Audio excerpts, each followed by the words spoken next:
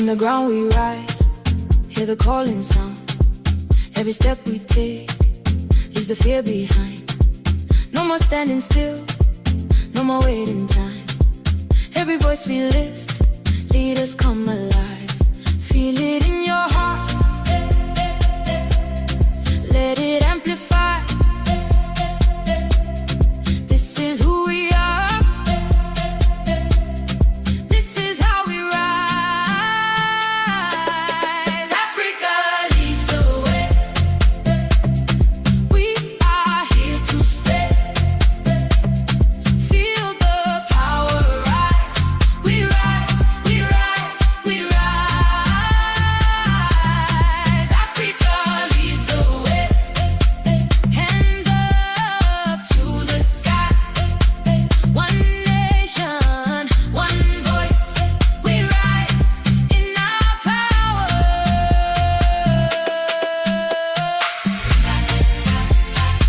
Africa leads the way, no fear, no limits, stand strong, stand tall. We rise now, we lead now. Many roads behind, still we stand as one. Every voice we bring, stronger when it is sung. Turn the weight to strength, watch our future grow. Step into the light, this is where we lead. Feel it in the room, energy so real. Nothing left to prove, this is how we lead. Africa leads the way, we are here to stay. Feel the power rise, we rise, we rise, we rise.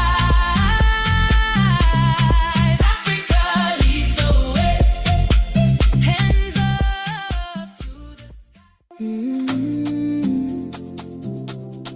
Africa leads the way.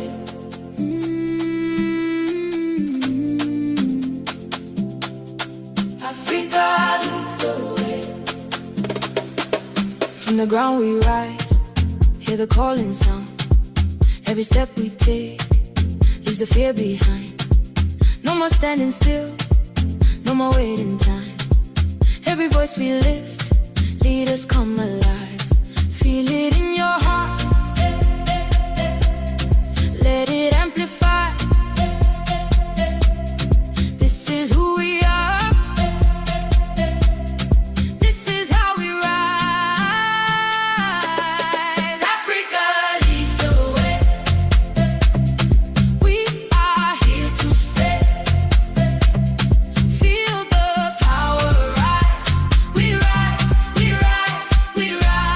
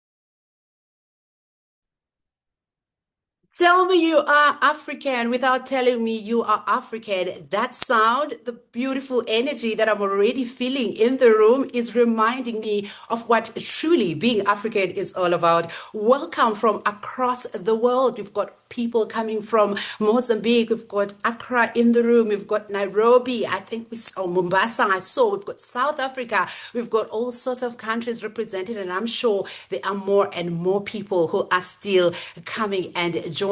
This is probably the moment where you want to tell your friends to tell their friends there's a hot party happening out here, and they definitely want to be part of it. Now, ladies and gentlemen, distinguished guests from four amazing organizations: Toastmasters International, Rotary International, Dubai Trade Port, and the South African Chamber of Commerce in the UK. Welcome to a thought-provoking session, or rather, shall I say, a movement in celebration of Africa Day under the theme Africa Leads the Way. My name is Yonela Mutloung. I am a distinguished Toastmaster, as they call us here, and I'll be your host for today. Now, let's talk a little bit about what Africa Day it is all about. It is a day that is celebrated every year on the 25th of May, and it commemorates the 1963 founding of the Organization of African Unity, now today called the African Union. It celebrates African unity, cultural diversity, and the continent's ongoing journey towards self-determination and socio-economic development. Now, the African Union has a vision, and it is really all about it's a master plan which is all about transforming the continent into a global powerhouse, also known as Agenda 2063. Now you ask yourself, what is Agenda 2063 all about? Well, it's about creating the Africa that we want. Yes, creating the Africa that we want. And this has a couple of points around it, which is inclusive growth, sustainable development, good governance, and regional integration to create a prosperous and a peaceful Africa. Wouldn't you love to see that in a couple of years from now? Now, today's theme is all about Africa leading the way. And this is more than just a 90-minute virtual session, a little bit of a cute little event. No, it is all about reminding us what it is that we can do to lead the way as Africans going towards the Africa that we want. It is really a thought-provoking movement that is not just supposed to be an event, but rather something that starts and continues into the future. Now, this is why we've decided to team up with powerful organizations, as I said, like Toastmasters International, Rotary International, Dubai Trade Port, and the South African Chamber of Commerce in the United Kingdom in delivering today's session, because the truth is, it will take each of us in this room and beyond to contribute towards the Africa that we want to see. Together, these organizations embody the spirit of Africa Leads the Way. This is where leadership, service, and communication converges to empower businesses and communities alike. Now, if you really have not told your friends to tell their friends to be here, I really do not know what you're waiting for. Tonight is going to be one for the books and one to definitely remember. Now, to kick us off, let us talk about how Africa leads with its voice. And this segment will be taken by Aletta Roshat, who is a distinguished Toastmaster, and she's going to reflect on Toastmasters' role in building the African leaders in making or creating the Africa that we want to see today. Now, who is Aletta? Well, Aletta is a distinguished Toastmaster and the first African ever elected as president of Toastmasters International in its 100-year history. She is from Cape Town, and she's made history by breaking barriers and inspiring leaders across the continent. It's through her words, Africa Leads the Way, that this event came to light. And it is not just a theme, it is a movement, as I've said, to provoke you to get to think about how Africa's talents, resilience, and global influence can really be the way to what the future would look like for this beautiful continent. Ladies and gentlemen, put your hands together virtually and send some love to Aletta Roshat as she takes on the virtual stage. Over to you. Thank you so much, Janella, and good evening, everybody.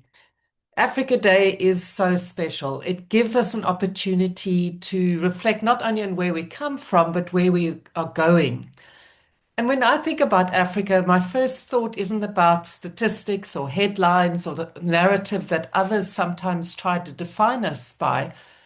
I think about people. I think about the incredible resilience of African people who continue to build businesses, to lead communities, raise their families, create opportunities, and pursue dreams, often in the face of challenges that would cause many others to give up. I think about young leaders with bold ideas and about entrepreneurs creating opportunities where others only see problems. And I think of people who simply need someone to believe in them long enough for them to start believing in themselves. That to me is Africa, a continent full of talent, innovation, determination, and possibility. And I believe the world is starting to see Africa differently. As the first international president of Toastmasters International from Africa, I've had the privilege of traveling extensively, and everywhere I go, I see Africa showing up with greater confidence on the global stage. African leaders are contributing to important global conversations. I see African businesses building strategic partnerships and African professionals competing and succeeding internationally. Africa is no longer asking for a seat at the table. Increasingly, Africa is helping shape the conversation. But leadership starts with something very simple, having the confidence to use your voice.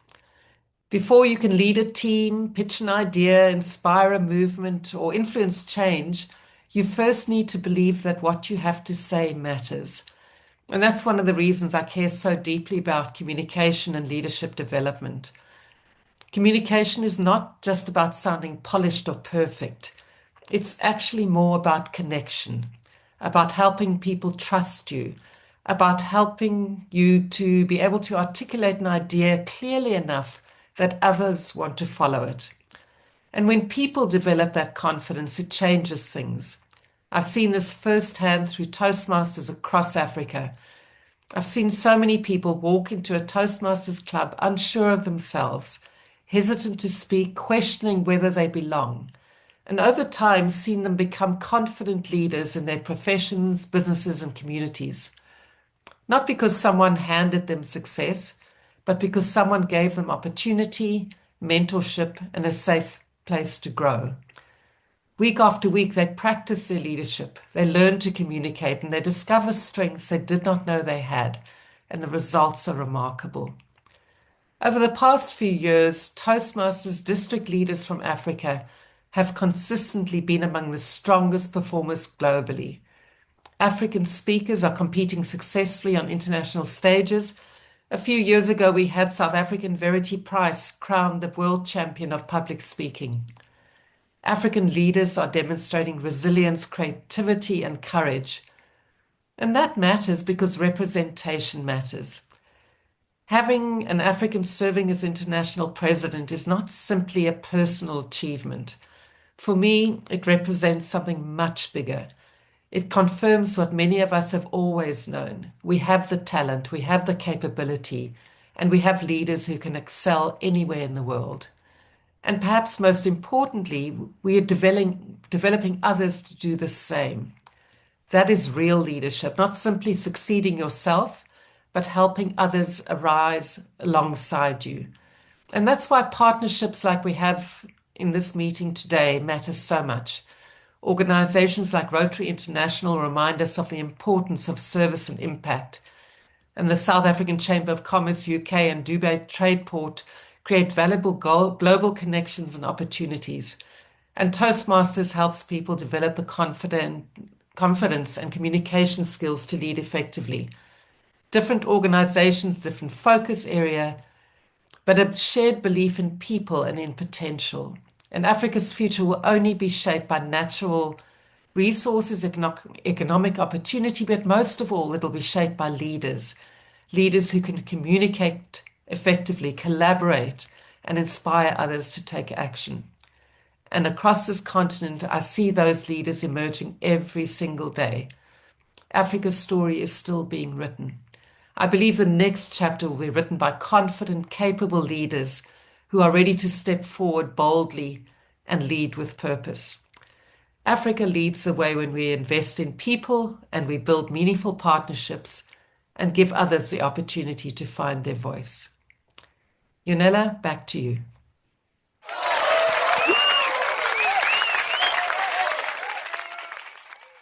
I love what you've just said there, Aletta, and I quote, Africa is no longer asking for a seat on the table, but is actually shaping the conversation. And I love how you move on to say, how do we then contribute to that development, to that voice, so that it is actually loud, bold, and able to contribute. Now, to get us into a little bit about how the skill can be shaped actually, and how we can focus on some of those emerging skills that we need to develop talent in order to lead the way, we have Granny B 007. Now, if you're new around here and you're not from Toastmasters, you might find this quite interesting. Let me tell you a little bit about Granny B 007. She is a dynamic executive coach, professional trainer, and distinguished Toastmaster who has served in the Toastmasters Southern Africa District 74 at all levels of leadership. Currently, the immediate past president, or rather, district director. How can I demote you there, Granny B? She's proudly identifying as a tech-savvy baby boomer. She bridges generations by synthesizing decades of a top-tier CEO and corporate leadership experience with cutting-edge digital literacy. Did I say Granny? And then did I talk about digital literacy as well? Sounds like an oxymoron. If you ask me, I hope that English is right. Ladies and gentlemen, help me welcome Granny B 007 onto the virtual stage. Over to you. Thank you so much, Yonela, and good evening, Africa. How amazing to be here with everyone tonight as we celebrate together.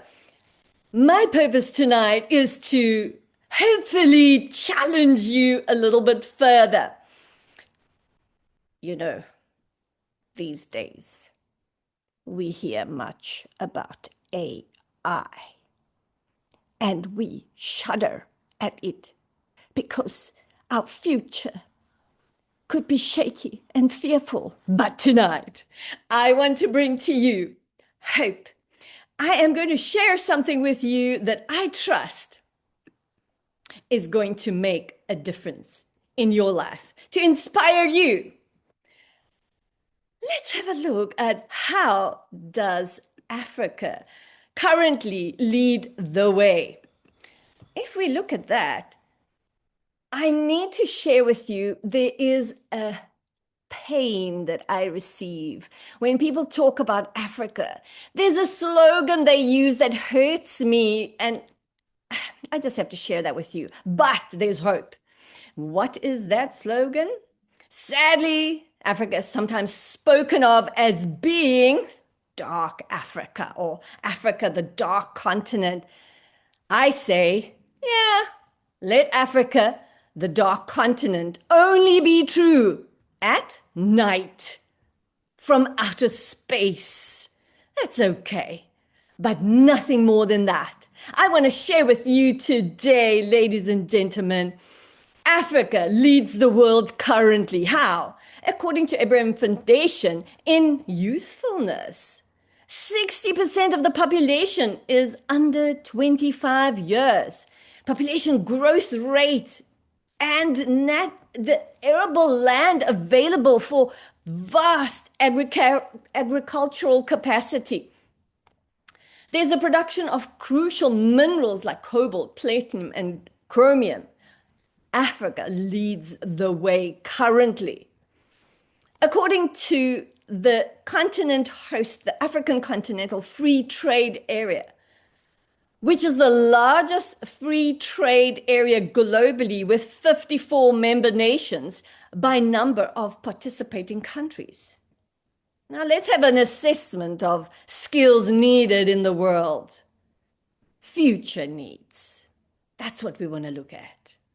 If we look at that, the future skills most needed, research from organizations like the World Economic Forum and McKinsey highlight that future-proof capabilities are a blend of technological literacy and uniquely human soft power skills.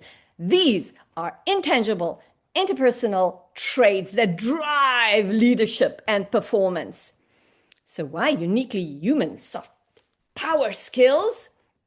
In a technology, heavy AI-driven era, hard skills, technical expertise get you the interview, but soft skills dictate your career trajectory. So, while machines can automate processes and analyze data, they lack conscience, independent will, and the ability to form genuine interpersonal connections. In the age of AI, these irreplaceable capabilities are, let's have a look at these soft human skills: complex problem solving and critical thinking. There's no way AI can do that. Visionary leadership, influence, creativity, and imagination, generating novel solutions beyond data. That is purely human. Emotional intelligence is recognizing and managing emotions effectively. Adaptability, thriving amid change and uncertainty. Empathy, understanding others. Let's have a look at how Toastmasters can help develop these soft skills through just going to club meetings and taking up roles. Using your pathways, education, and projects. Mentorship opportunities. By the way, the Fortune 500 companies accredited mentorship programs to one of the reasons for their high success rates. Various Toastmasters leadership levels of opportunities and continuous communication and leadership development. In Toastmasters, we say, we learn as we do. Now think about this. Just imagine if we take Toastmasters with its public speaking leadership development and create that leadership pipeline development across regions, and we take Rotary with its community service, ethical leadership, and grassroots social impact, and we take the SA Chambers from UK with its business network and economic growth, trade and entrepreneurship acceleration. We take Derby Trade Port Corporation with its various logistics, manufacture, agriculture. There's a lot to mention here. And it centers on acting as an apex springboard for exports in intra-Africa trade. And we take UNOC to ensure that the resource is exploited in a sustainable manner. Operational footprint extends beyond domestic borders, creating significant energy security, infrastructure, and economic impacts across East and Central Africa. Imagine we come together and we purely focus on preparing our people. We are able to lead the way. Together, we create a move. Africa leads the way. I want to encourage you tonight. Look into the future. Decide what is needed. Take it on intentionally, and let's lead the way. Are you ready, Madam MC? Oh, I love it. I love it. I love it. Woo-hoo! Take it away. Are you leading the way? Now, something very interesting has been happening on the chat here. I see people from the United States of America. I saw someone say, hey, I'm joining from Canada and I'm joining from different parts of the world. Indeed, here we are leading the way and just having a beautiful conversation about how we can all be part of the journey and indeed help to advance that agenda 2063. I love it. And thank you so much, Granny B. Now we're going to head over to a person who has lived what we've just spoken about. Really, we want to hear from George Mungwambe, who is also a distinguished Toastmaster, hear about how voice and heart of communication can transform the bottom line of African commerce. Now, this is a real life example from George. Now, who is George? Well, he is from FNB Mozambique, and he is an electronics engineer and master of sciences with over 20 years of banking experience. He currently serves as the cash center manager. George is the guy you want to be friends with. You know, when you need money, he'll give you a little bit of hope around there just to be associated with him. He is a dedicated Toastmaster since 2020, having held roles across various leadership levels from club president to district TLI chair. Forgot what that is, Frank. You shouldn't have tempted me here. And he's very passionate about systems and mentorship. He brings both professional expertise and deep commitment to leadership development. Ladies and gentlemen, help me welcome my beautiful friend from Mozambique, George Mungwambe, DTM. Over to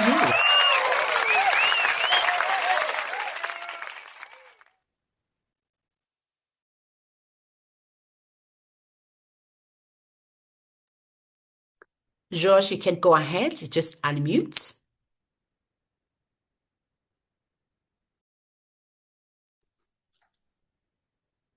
Like everyone here at Toastmasters, we began with one purpose, one reason. And especially for Portuguese or countries which the first language is not the main in the working environment, one of the reasons to join Toastmasters has been to shape the speaking, remove the translations between sentences, and remove words, forms, and that's all. In my journey, I did not just learn that.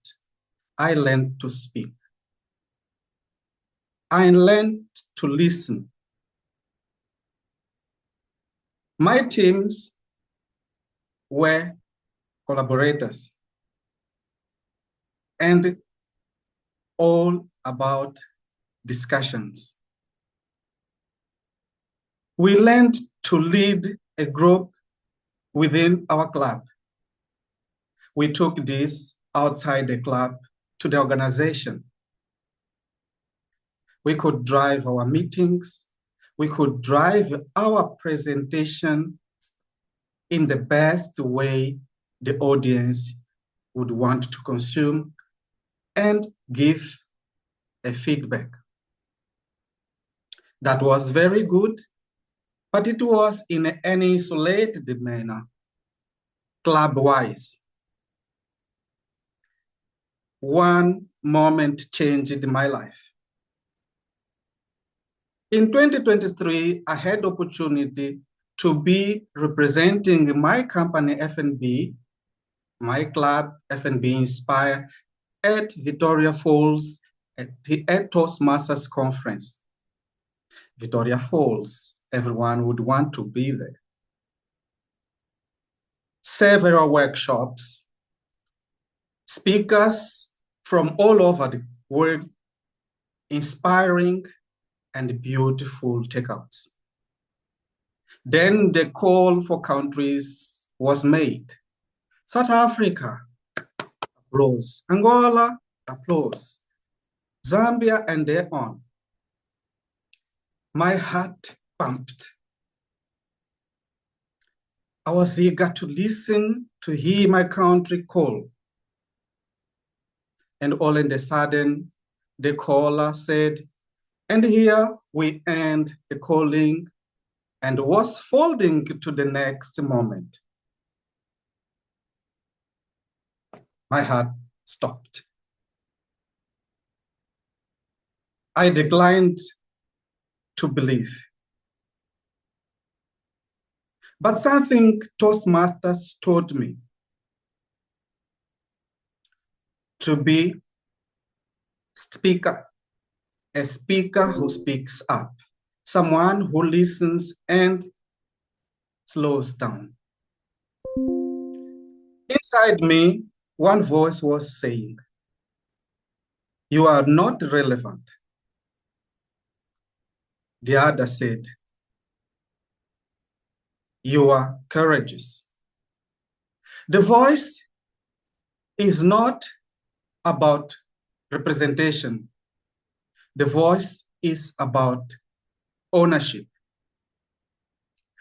In that very night, a sleepless night, I decided to take the role of area director. And that year, Mozambique was recognized. We brought renowned speakers to all the countries that could not participate in Victoria Falls. And we were the peer event of the year, the area director of the year, and the best president of the year. In the following year, we sat together and we continued the division. Mozambique was recognized. The country had the best division directorship. We had the mentor. We had 22 members going to the conference. We were no longer silent. This is not about people, about a person. It's about community. We learned to have a voice, to collaborate, to unite in one point. The next time you are called to speak and your voice is silenced, stand up. Put together your team and think forth.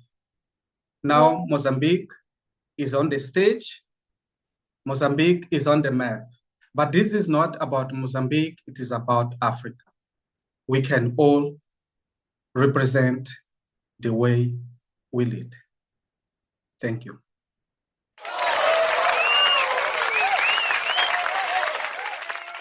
We can all represent the way we lead. I love what you've just said there, George. What a beautiful reminder of how we can actually take something from just being a seed into being something that is germinating and creating even more growth. Now, there's a beautiful proverb I want to share with you. She's a beautiful African proverb. It says, "You can't stop trouble from coming, but you don't have to give it a chair to sit on." Ooh, I love that. And what it really means is life will always have its challenges. So anticipate them, but strive to overcome them quickly so they do not stick around. And I think definitely there, George, you lived the truth of what that proverb is. I love everyone who is in the room because I think when I said tell your friends to tell their friends that they need to be here, we're probably at just over 100 people now. We are at almost 160 because you listen. I can tell you for sure we are going to take Africa to the next level if we are like this. Well done to everyone. Now, they say what does not get recognized may never be repeated, or the other way around, that what gets recognized gets repeated. So what we're going to do right now, we are going to have a continental recognition spotlight, which is going to recognize some of the work that we've seen in our continent and how it is playing a huge role in advancing this continent and really creating the Africa that we want by leading the way. Ladies and gentlemen, help me welcome Aletta Rocha back to the stage as she takes on this beautiful segment of recognition. Over to you, Aletta. Thank you so much, Junella. One of the greatest privileges of serving as international president is seeing and interacting with African organizations, seeing them step confidently onto the global stage and demonstrate what excellence truly looks like. Tonight, we want to shine a spotlight on one of those organizations, the Uganda National Oil Company. UNOC is playing a significant role in shaping Uganda's energy future through major initiatives. These are complex, high-impact projects that require strategic leadership, technical expertise, and strong governance. What impressed me most, however, is UNOC's understanding that sustainable success is not only about infrastructure or operations, it's also about people. In 2022, they made a decision to charter the UNOC Toastmasters Club, and that reflects a genuine commitment to developing confident, articulate, and capable leaders within the organization. By investing in communication and leadership skills, UNOC is helping prepare its people not only to succeed technically, but also to lead effectively in a fast-changing global environment. I want to take a moment to acknowledge the leadership of their CEO, Prosovia Nabanja. Her journey is an inspiring one. She started making history by being the first Ugandan female technical petroleum officer to now leading one of Africa's most strategically important energy companies. And that says a great deal about her capability, determination, and leadership. It also says something important about Africa.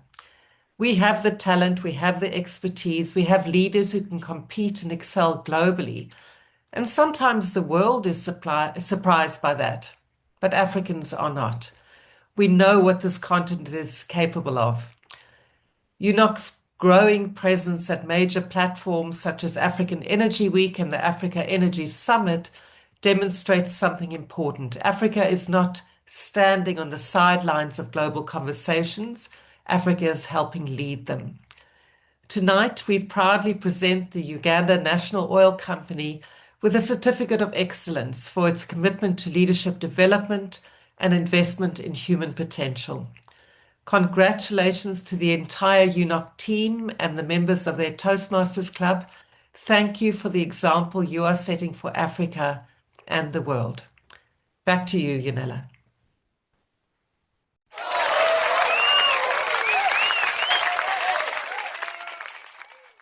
And I always think when we talk leadership and advancing a continent, what a task that we have, we always need those great examples, people who will remind us that it is doable because they've already walked the journey.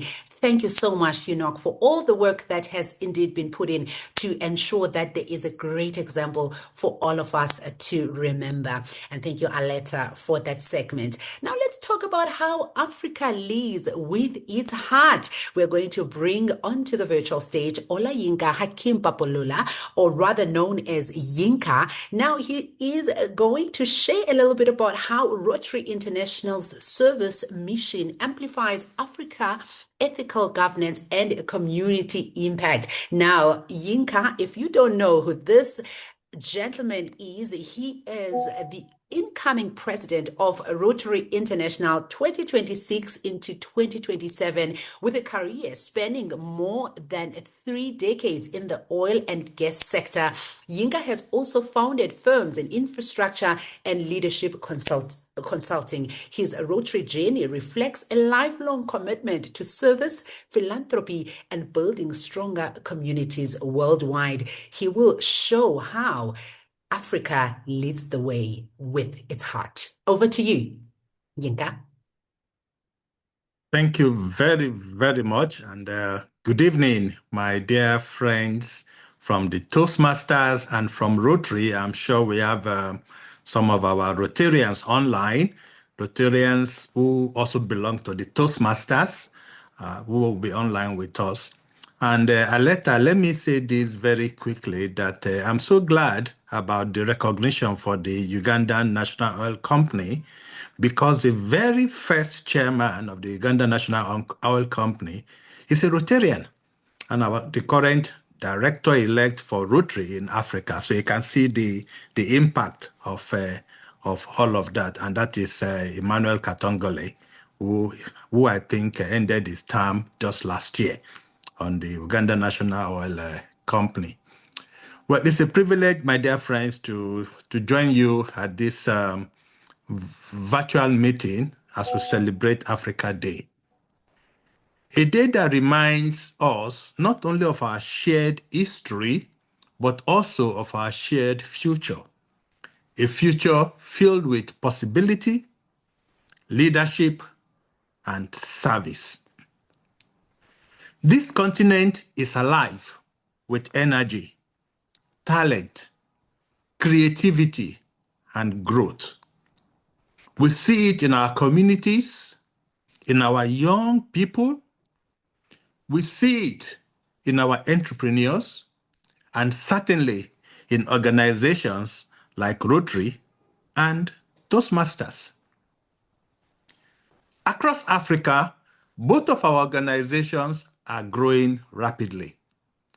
And that shared momentum represents an opportunity to grow our respective membership and to grow leaders.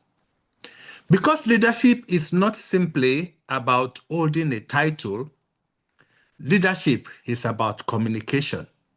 It is about connection. It is about inspiring people to believe that change is possible, and then helping them become part of that change. That is why the work of Toastmasters is so important. These are not simply skills for the podium. They are skills for life, the ability to communicate clearly, to tell compelling stories, to listen with intention, to connect authentically with others. These are the qualities that define strong leaders, dedicated Rotarians, engaged citizens, and trusted friends. As Rotarians, our impact depends on our ability to inspire and mobilize others. When we are confident communicators and capable leaders, we do more than talk about change. We make it happen. But all of that begins at the individual level.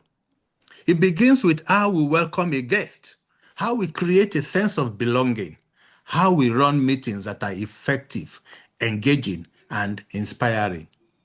Those moments may seem small, but they matter deeply. Because when people feel seen, valued, and connected, they stay involved.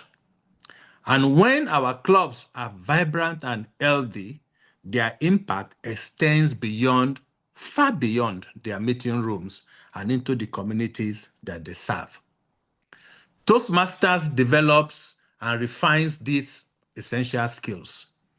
In Rotary, we put them into action.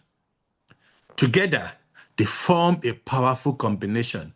And I believe that combination is especially important at this moment in Africa's history. I'm proud that Aleta, president of Toastmasters International, is the organization's first president from Africa. And very soon, I will be the second ever Rotary International president from Africa. That shared connection says something important. Africa is not just a place of growth. Africa is a place of leadership. The world increasingly looks to Africa for ideas, for innovation, and for vision. And organizations like Rotary and Toastmasters have a vital role to play in preparing leaders who can meet this moment with confidence and compassion. Together, we are reaffirming a shared vision for the future. Toastmasters develops leaders. Rotary empowers those leaders to become changemakers. And together, we are shaping the leaders for today and tomorrow. There are immense benefits to being a member of either Rotary or Toastmasters, or even both. Toastmasters bring we and Toastmasters bring these two experiences together. In fact, when we bring these two experiences together, the possibilities become extraordinary. That is what service and leadership should do. They should challenge us to grow, not for our own pride, but so that we can better serve others and help create a better world. So today, as we celebrate Africa Day, let us also celebrate the people across this continent who are choosing to lead, those who are stepping forward to speak out with courage, to serve with compassion, and to inspire hope in their communities. The future of Africa is bright because its people are bright, and that light extends to the future of both Rotary and Toastmasters. Thank you for your partnership, Toastmasters. Thank you for your leadership, and thank you for all you do to create lasting change. Happy Africa Day.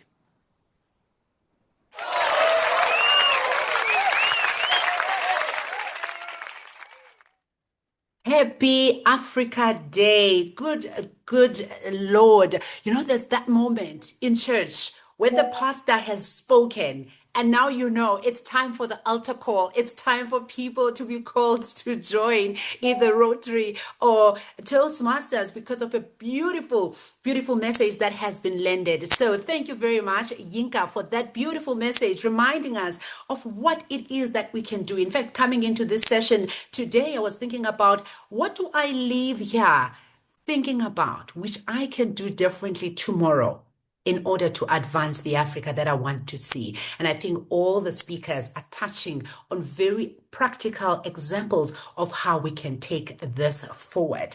Now, when you're an MC, you've got a very big job because you will have people telling you, hey, somebody has arrived in the room. And now I have just been told in my invisible in-ears that there is an acceptance speech from the organization that we recognized a little bit earlier, and we're going to have Hawa to come and accept with a quick speech. So Hawa, please, if you could come onto the virtual stage and just give us a word or two in acceptance of the recognition, we will love it so much. Over to you.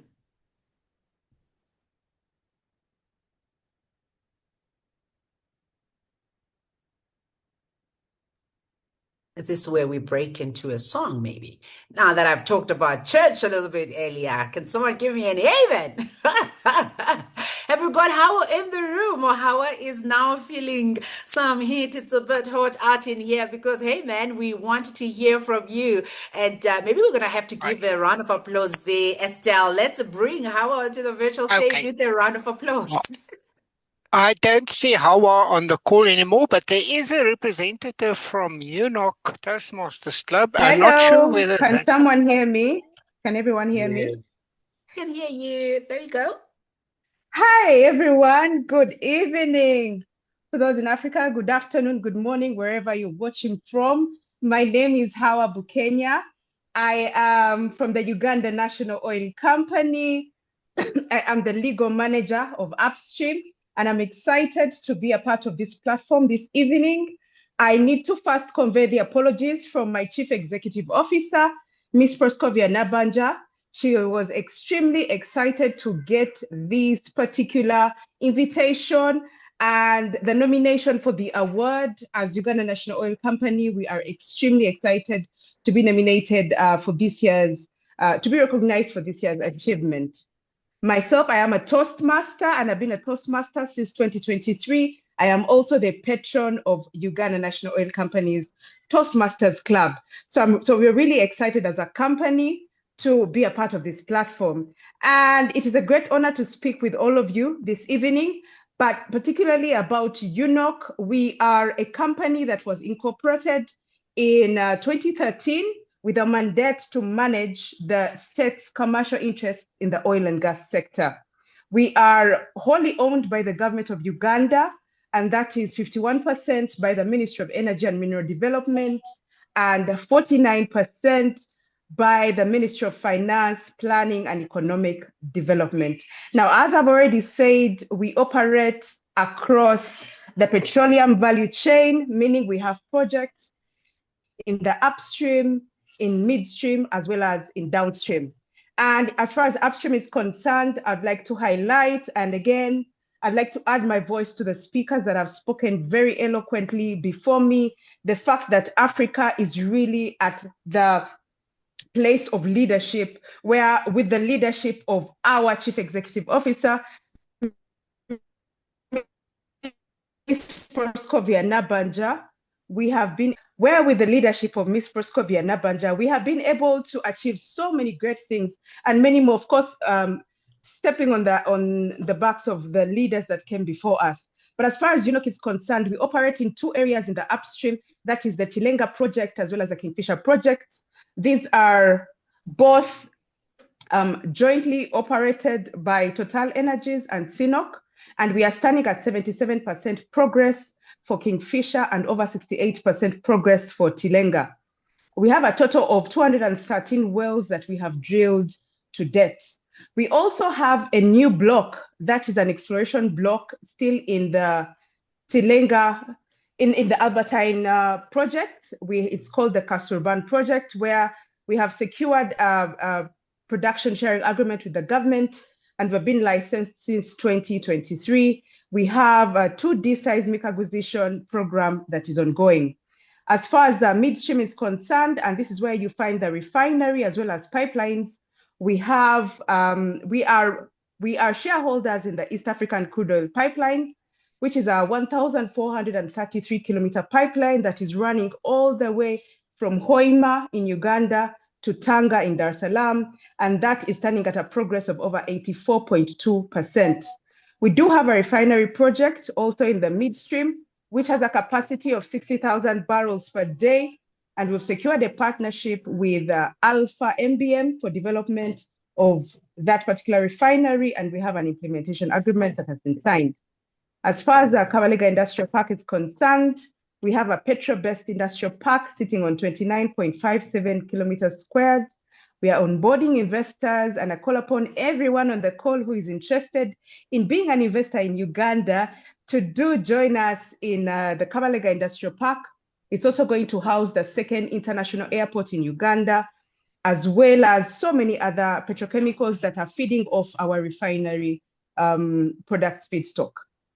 We also have downstream, again, as I've already said, there's so much that the company is invested in, but to close it off as far as our investments are concerned, we in the downstream in 2023, we have a law that was enacted by the Parliament of Uganda that granted UNOC the sole mandate to handle all the petroleum products that are coming into the country. So to date, in partnership with Vitol Bahrain, we have imported over 4.9 billion liters of petroleum products in the country, and we are currently meeting all the country's demand. We do have storage terminals that we operate in Uganda, with the Jinja storage terminal, and we are building another storage terminal in Namwabula. It's called the Kampala Storage Terminal.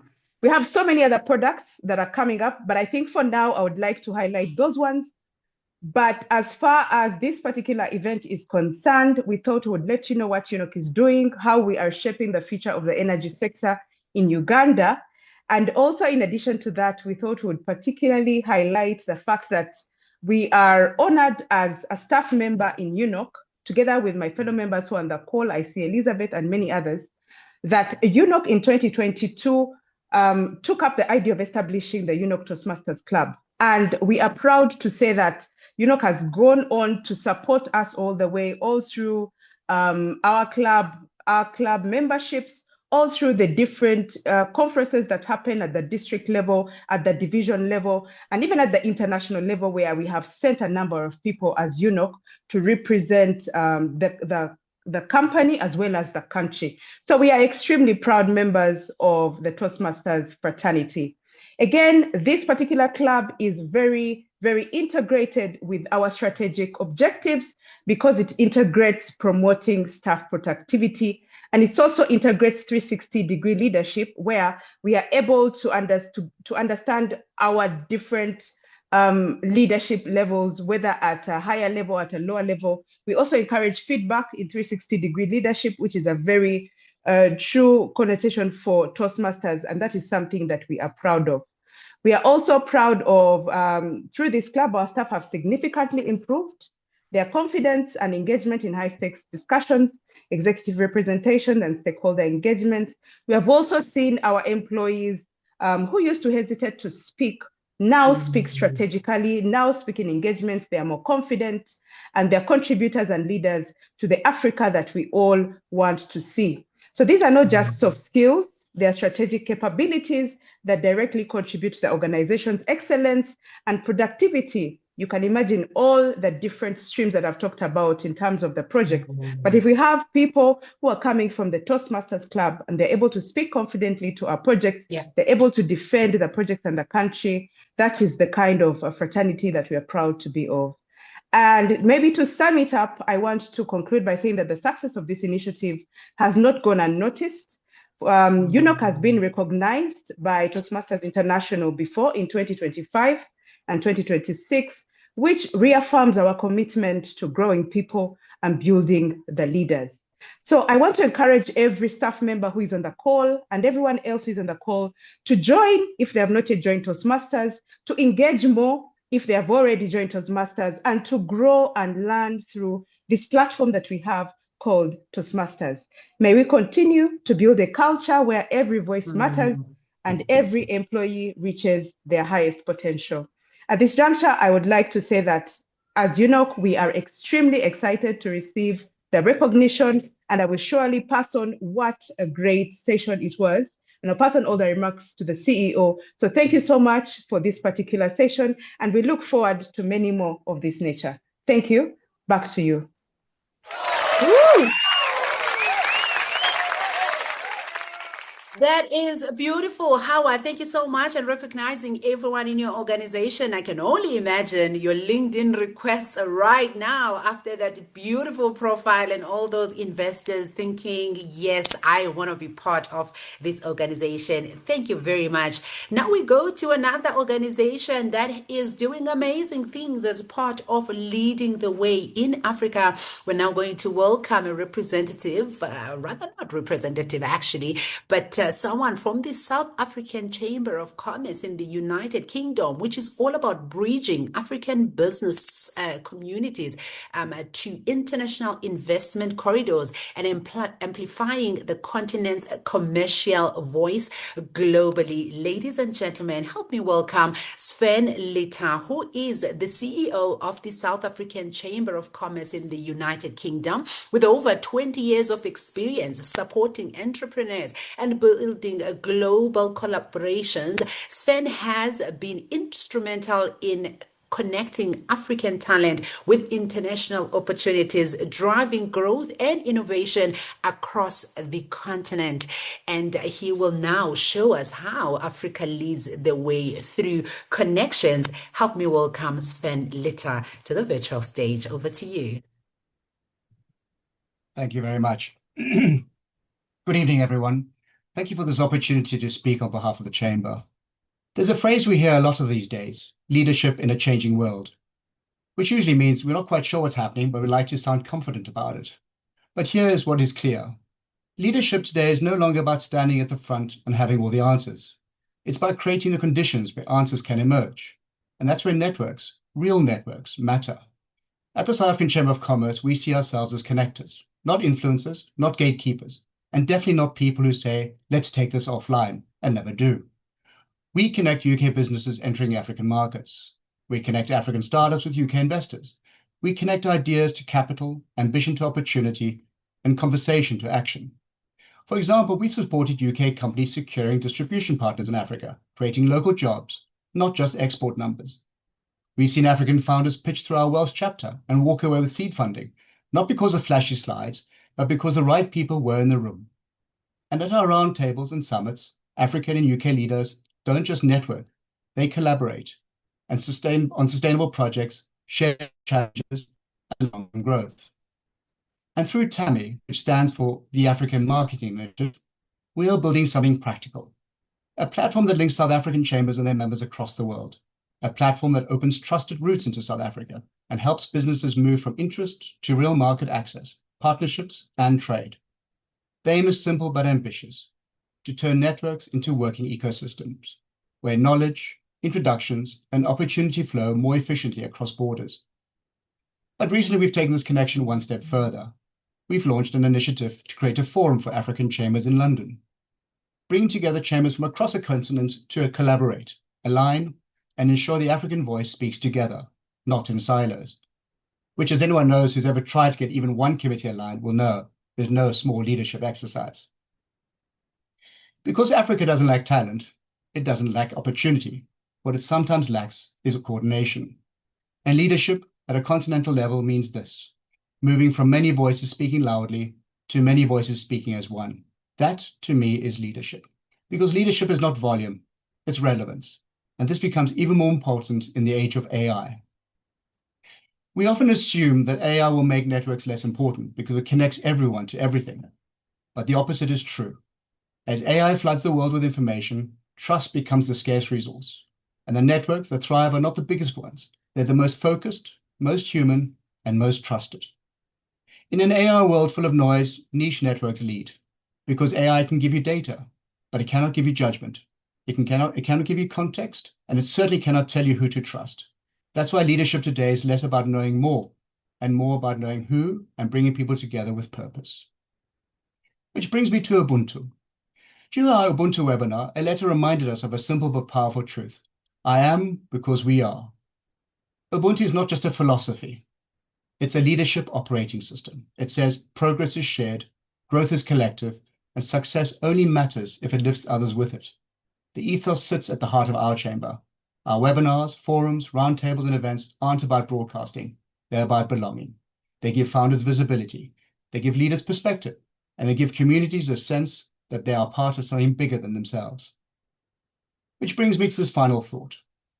If Toastmasters is about voice, learning to speak clearly and confidently, and Rotary is about the heart, serving wholeheartedly and ethically, then the South African Chamber is about connection.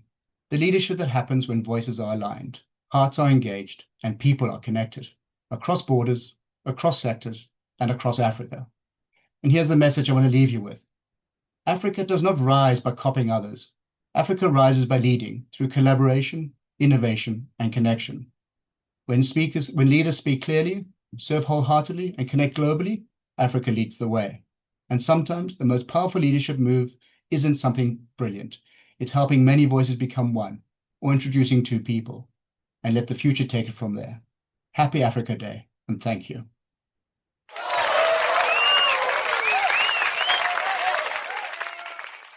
Oh my goodness, I love it. Yeah, I don't know whose idea this was. Aletta, was this you to bring us together on Africa Day? What a beautiful conversation we're talking about. I love how, Sven, you talk to voices not necessarily lacking. Voices are there, but they need to be united a little bit more. Talent is there, but we need coordination so that we can actually get it right. I hope you are feeling very, very challenged this evening because indeed we want to see you being the change that we want to see for Agenda 2063. Did you get that? Welcome to everyone who has decided to join us from Africa and from outside. We love to have guests here. They say in my culture, a home that does not get visited is a home that's not loved. So seeing people from Texas, I think I saw Canada and everywhere else in the world is a beautiful thing indeed. Now, ladies and gentlemen, we're coming towards the end of this segment. Can you believe it? We will be ending it off, by the way, with a beautiful conversation and a panel discussion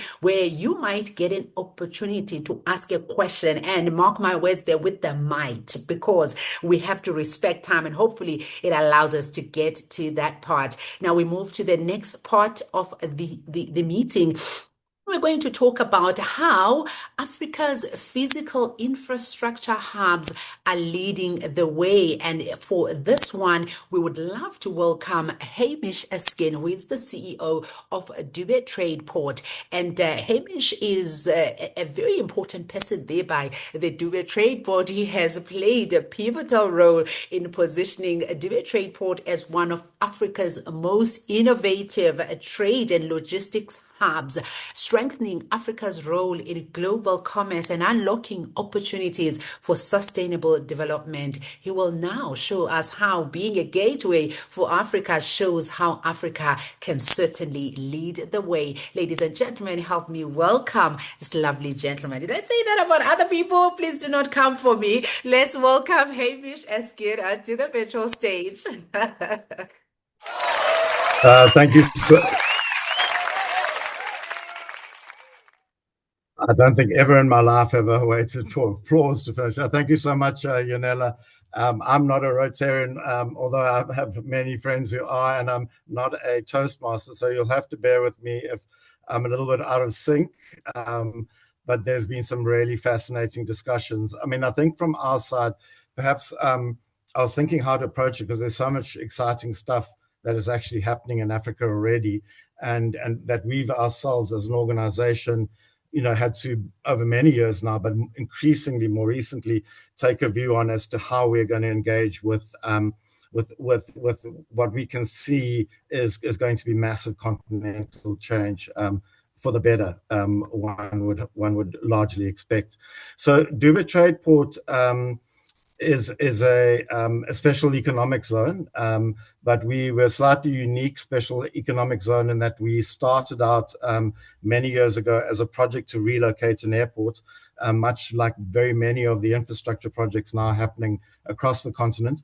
So we had to design something that was going to last another 50 years, but more than that, to give the surrounding community and the surrounding economic environment a long-term growth trajectory where new sectors, new industries, new activities could occur in a more urbanized environment built around an airport. And we did that, and we master planned that. We constructed the airport in anticipation for the World Cup, which was 2010, and then we opened in 2010. As Dubai Trade Port, we co-developed the airport with the Airports Company of South Africa, and we split the business. So we do cargo, and that's really where our special economic zone and our connection with the continent is really growing. And they do passengers and aviation. But on top of that, we then designed industrial zones to run parallel with the infrastructure, agricultural zones, high value agricultural zones, packing, cold chain, and then an urban zone where we can bring in accommodation, hospitality, office. And that was master planned over 50 years, and we're now 16 years into implementation. And we have gained a lot of traction, and I think we've understood a lot about our market, about the future, where we think Africa's market will grow, and the kind of partnerships that will drive it. So in the essence, if you don't know the geography of South Africa, we are we're in Durban, King Shaka International Airport. So we're less than 25 kilometers from the largest container port in certainly now after Port Morocco in southern and sub-Saharan Africa. That is really re-establishing itself again as a hub with massive investment going in there. So we've got a natural connectivity and a natural logistics and trade environment. But what we have been noticing, and it's I'm trying to leave some value in this talk today. I guess the first value is so we've achieved and learned a lot, and we've got a lot of infrastructure in place. We are partnering now via UNDP with SEZs that have been growing all over the continent. We've got 5 or 6 that we're going to be partnering with in Uganda, interestingly, Ethiopia, Ghana, and we're waiting for a 4th country to be confirmed by the UNDP. So already we are starting to find connections, trying to find ways, very, very structured and very formal ways of opening up each other's markets to each other under the Africa Free Trade Agreement, but to actually find proper, solid trade channels to do it. So we know, for example, our cargo terminal, when we built it, we looked around to see not only who was doing this very well around the world, but also who was doing this very well on the continent.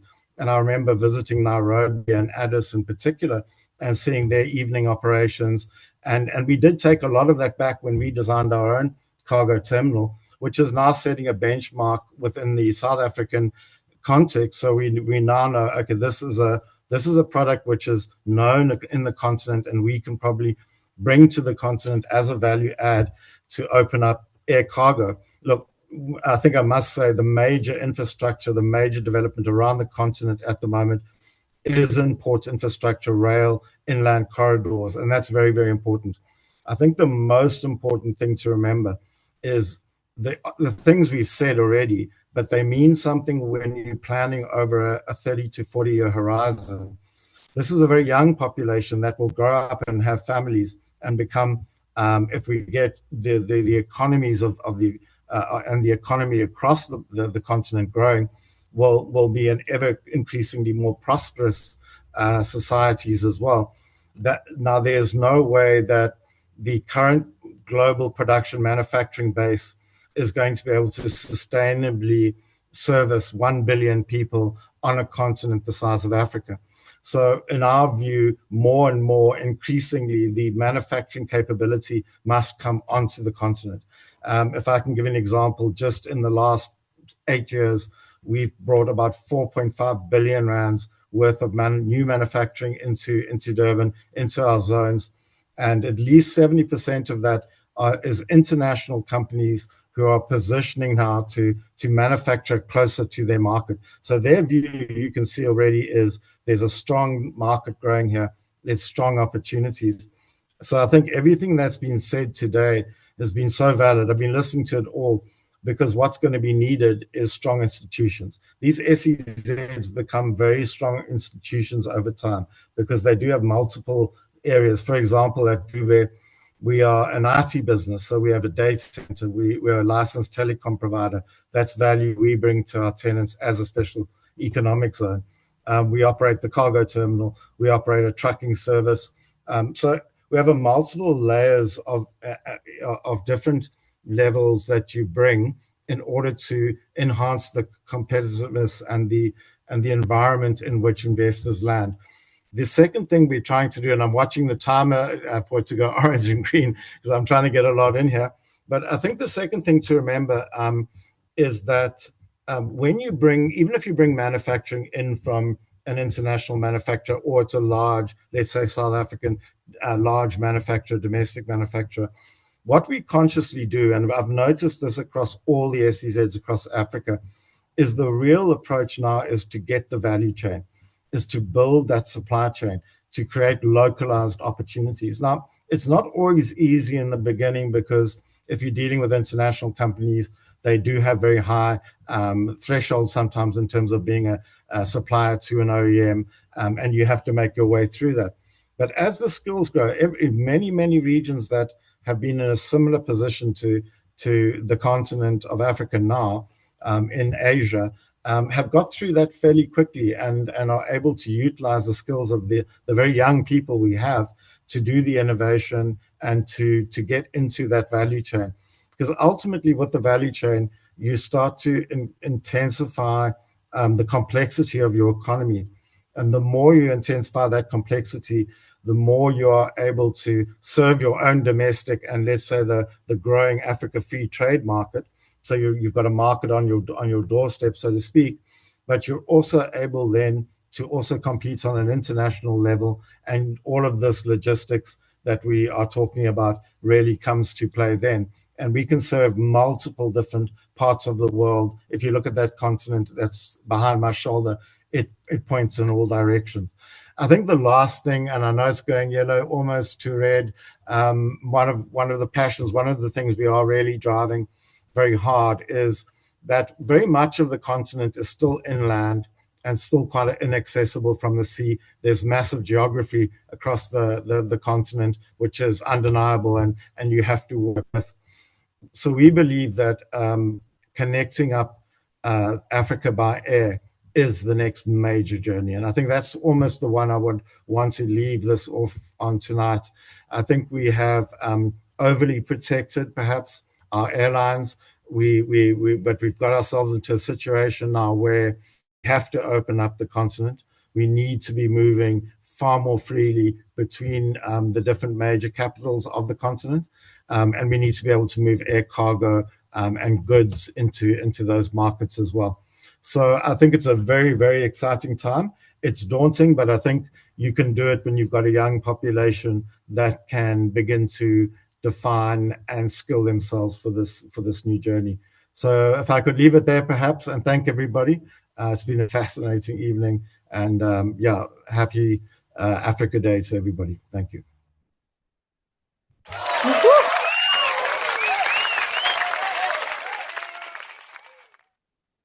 Thank you very much, Hamish. That was beautiful indeed, and very much a lot to really follow through on that. And again, now we'll try and get you some people to come and go and follow you on LinkedIn, because I think there's a lot more that we could get actually from all the speakers. Speaking of LinkedIn, in case you are not sure who was on this virtual podium, who are you going to follow? Well, we are now going to get into an open discussion, or rather a Q&A with all the speakers that got to speak today. So, Zoom Master, if you could just help me to pin all the people that were delivering speeches for a quick conversation, that will help us. And of course, if you were trying to remember, there was a brother that spoke really well. What was his name? All the brothers are here on the screen, as well as the ladies. Ladies and gentlemen, let's have Granny B as well. And I think George is also part of us, unless there's a limitation to the number that can be pinned. Thank you very much. What a beautiful conversation. I am so honored to have been here. I think it has been a masterclass of a lifetime, just to hear some of the conversations and the thought-provoking moments that have been, spoken to in tonight's meeting. So thank you very much for pulling through with your best self. Now I'm going to start with you there, Sven, with the quick question around just how we could take this conversation forward and make sure that we are covered. Now, when you look at Africa today, where do you believe the continent is already leading the way globally? And where do you believe our greatest untapped opportunity still lies? Well, I think when you look at Africa today, one area where the continent is already leading globally is your leapfrog innovation, because many markets were constrained by legacy systems. Africa has built solutions that are, let's say, mobile first, digital by default, and highly practical.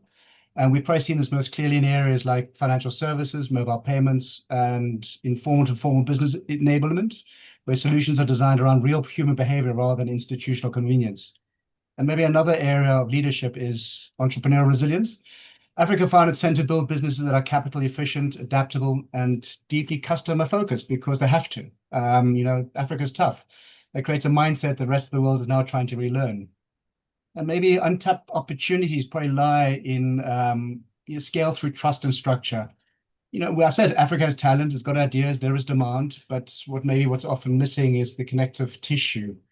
Clear data governance, interoperable systems, trusted partners, and pathways that help businesses move from, let's say, local success to regional and global scale. That's where the next wave of value will be created, not just through innovation, but I think through better coordination, compliance, and once again, cross-border collaboration. I mean, if we get that right, Africa doesn't just catch up. It'll help define the future, how markets work. I mean, the opportunity, the potential, and more, it's execution at scale. I love that.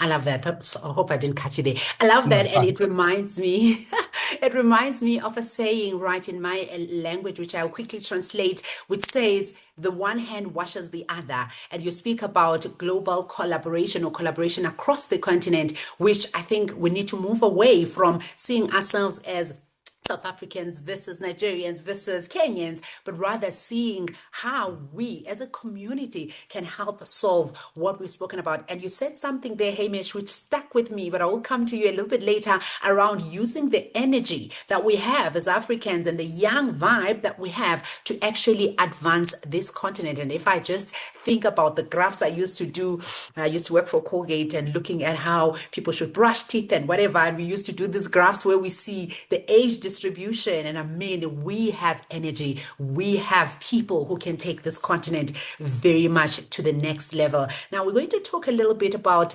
leadership qualities that need to be developed. And I'll come to you here, Aletta. What one leadership quality Africa has developed through its challenges that the rest of the world can learn from? And I love this because often we think we are babies in certain elements and we need to learn, but now we're looking inwardly and saying, hey, maybe we have things that we can export actually. Talk to me about that, Aletta. Please unmute Aletta for me, Estelle. There we go. Hi, Thank thank you for that question, Yanela.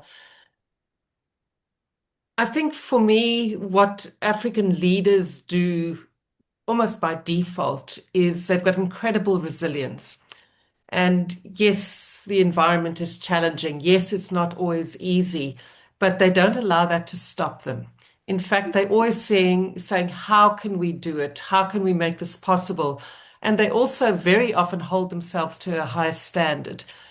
And when I compare them to leaders in other parts of the world that have far more environmental advantages, but they don't have that resilience, that is why I see this African leaders really shine.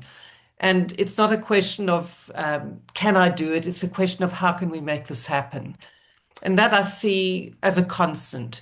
So with that mindset, it means that despite problems, despite environments or currencies or whatever the issue is, not being optimal, we've learned to excel when things aren't optimal. We've learned to make things happen. And we've got a saying that you always make a plan. And somehow African leaders do that almost intuitively, whereas people from other communities and countries across the world don't find that as sort of almost intuitive.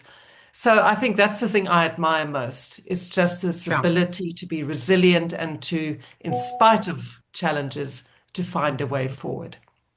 Sure, we will always make a plan. Definitely. That's one thing we know in this continent. And I love what you're saying because I don't think you can be taught resilience in a classroom. You don't learn it anywhere else. You've got to live it. You've got to wake up every day with no electricity and figure out how to warm your water. And that's how the resilience comes through, and definitely something to be proud of. Now, I'm going to come to you, Hamish, like I said. Now, too often and very often, narratives about our continent, Africa, is written by outsiders. What story about Africa do you wish more people around the world truly understood?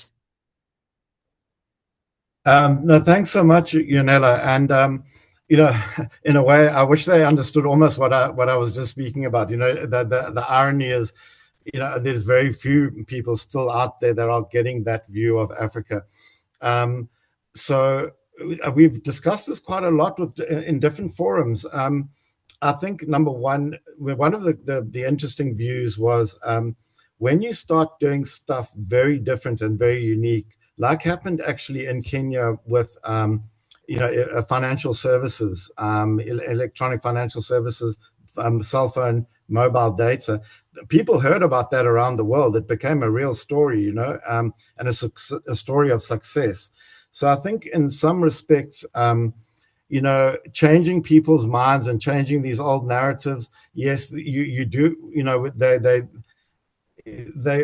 you almost, in my view, those narratives, you've got to decide when it's important to change them and how to change them. But we've actually got to change the narrative inside of ourselves and inside of the continent, and also do things that actually force the narrative change externally as well. And I think that's often the most surprising thing, because I think people get lazy around the world sometimes in their thinking, and it's very easy to just look at a continent and say, that continent is like that and like that. But if you are doing global business, you can't do that. You've got to, so increasingly you're finding companies coming in and assessing for themselves what is the real story. I think the real story will tell itself as more and more voices gain more agency, shall we say, in the continent. And I think as younger people, I think what we need to, what I would dearly love to see is some of those young people really driving new companies that actually have international impact. And that's how you change the narrative. And and I think we're doing that. And I think we just need to keep strong about that and just keep doing it. Yeah. Just keep at it. Really, that's it.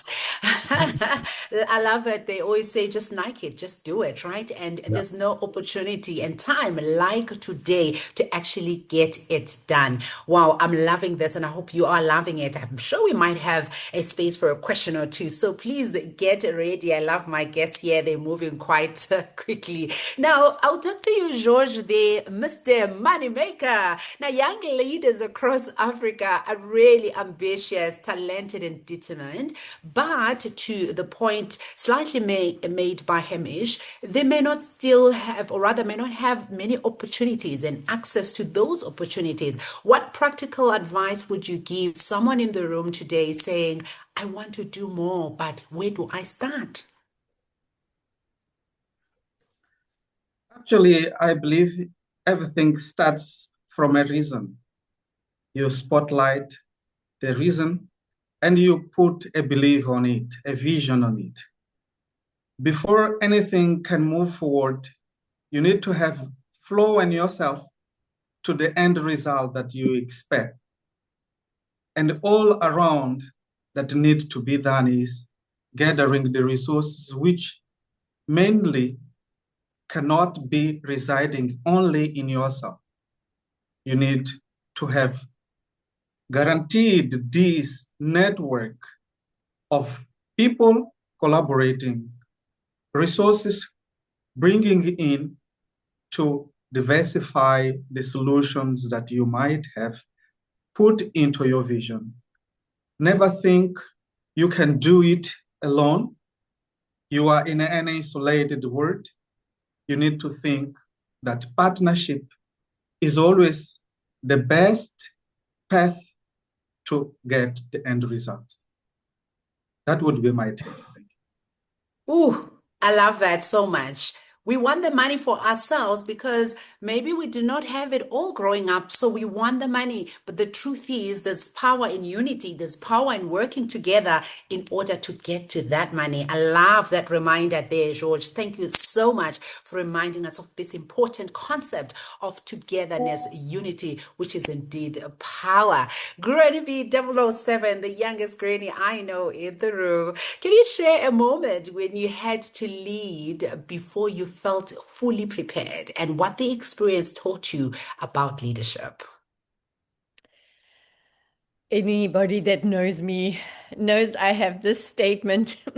I don't know fear. I don't want to know fear. I don't care about fear. I just do it. And that was definitely to my downfall in some places, because it may be that one reacts in a confidence, can I put it, being a confident fool, because you just do it. However, in my journey in leading, I have seen that being fearless is really important, because a lot that we face today, there's insecurity, unsureness, and especially with this AI. When I speak to youngsters today, it's somehow there's this AI fear. And I'm saying we don't have to fear it. Men are making it. We are the ones making it. We the ones that can overpower it. We do not have to fear anything. So I want to encourage each and every one. When you are a leader and you step out, don't just step out and be the confident fool, but step out in vulnerability. Let others know you are stepping out. Let them see the courage that you display. It impacts them to also be courageous. And together, we can do amazing. You know that threefold cord. It is a team that makes a dream. With a leader is not a leader unless there's a team. I want to encourage leaders, rise up, step into the unknown, be vulnerable, and let's, can I say, change the world and impact Africa. Thank you. I love it so much. And Grady, you've reminded us of a very important concept around fear. And they say fear stands for false evidence appearing real, right? So it's actually not true, but it's so true in your head that it stops you. So how about you step out of this room today in probably about 10 minutes and take away the fear and step into what it is that you can actually become?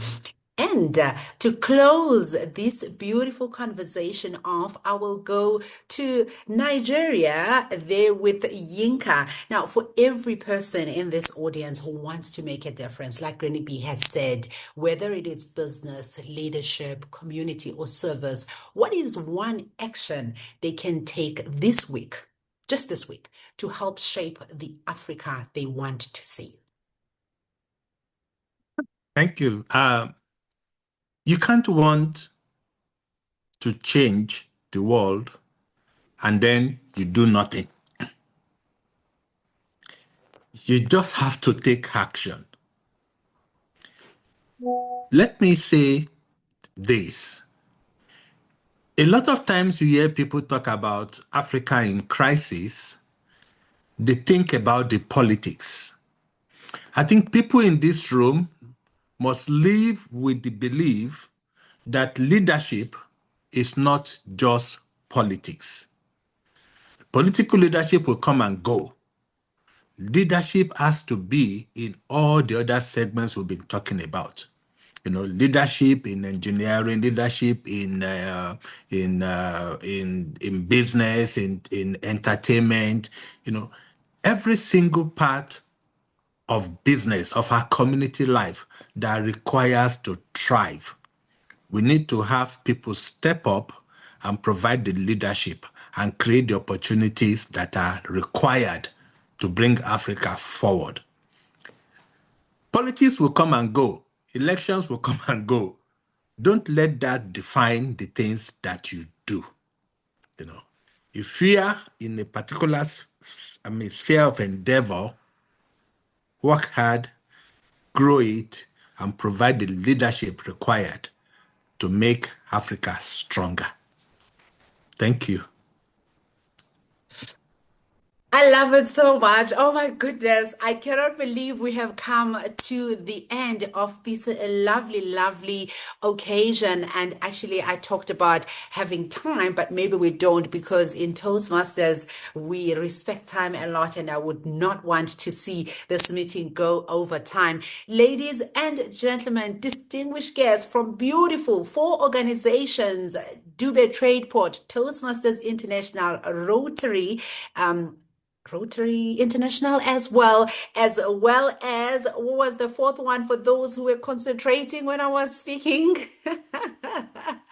Quickly tell me, the 4th South African Chamber. organization being the South African Chamber of Commerce in the United Kingdom. Thank you for saving the day there for me. Thank you very much for joining this amazing evening. And of course, I, as your host, have loved it so much. I hope we will follow each other on LinkedIn, and hopefully later we will have another opportunity to repeat this and make it bigger and better, because I think today was just a thought starter into what it is that we could do. But actually, we need to further define and refine our actions from tomorrow, which will build the Africa that we want to see. Be reminded, Agenda 2063, the Africa we want to see, and it starts with you leading the way. I hand it to you, Aletta Roshad, distinguished Toastmaster, to close it off for us. Back to you.